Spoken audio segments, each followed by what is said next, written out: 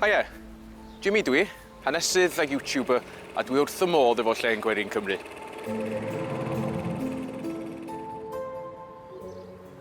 Mae yna ddigon o straeon rhyfedd yn ardal Rhosllanerchrugog.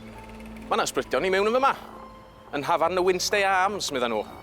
Mae aelodau staff wedi gweld niwl rhyfedd yn symud drwy'r selar a chlywed sŵn traed yn crwydro o'r goridorau. Ond mae yna ddigonadd o dafarndau yn llawn ysbrydion ar draws Cymru. Mae gen i'n llygad i ar ysbrydion eraill yn yr ardal yma.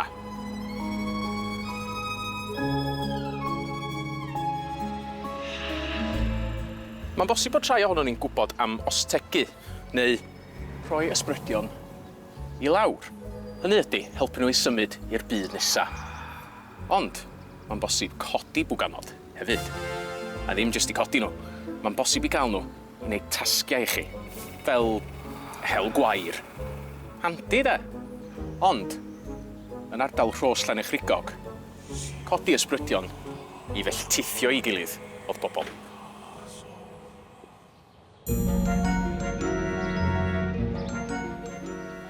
Mae yna stori am ddyn yn codi ysbrydion i daflu cerrig ar dirig ymydog un noson. Ac os di ffermwyr yn cysau un peth ar eu tir nhw, cerrig ydi rheini. Ond, yn anffodus, mi gododd o ormod o Bwganod. Da chi'n gweld, os ydych chi'n codi ysbryd, mae rhaid iddo fo gael gwaith i wneud. Dos fyw i chi gadael nhw'n segur heb joban. Felly, mi yrodd o i hannar nhw, i taflu'r union yr un cerrig yn ôl i mewn i'r cae. A felly oedd hi.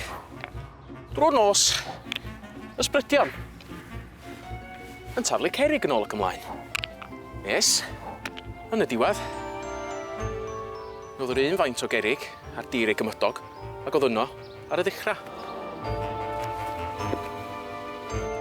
Mi oedd yna ysbryd arall yn ardal o Rhos doedd neb wedi ei godi, fod digon o bobl wedi ei weld o.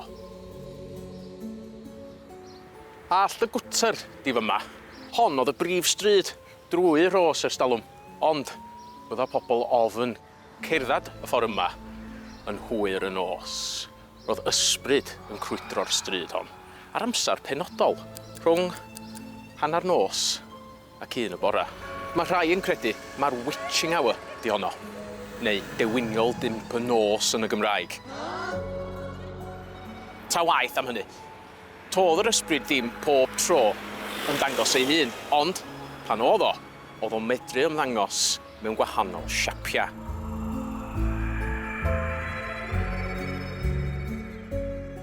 Weithiau mi fydda fo'n ymddangos fel ci mawr du.